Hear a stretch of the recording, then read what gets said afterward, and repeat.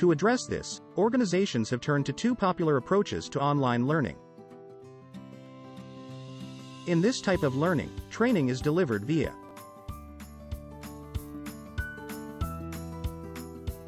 the learner can take the training anytime, anywhere and learn at his own pace. Asynchronous learning is self-paced, in which courses are designed in various authoring tools such as Adobe Captivate, Articulate Storyline, Lectora, and Spire.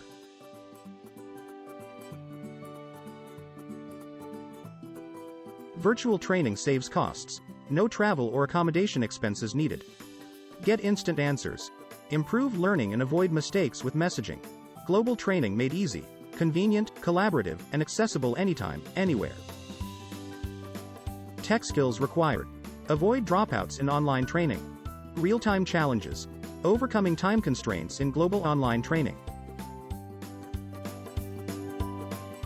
Flexible learning. Improve skills at your own pace and clear doubts later. Flexible learning. Interact with peers anytime, anywhere via email or chat.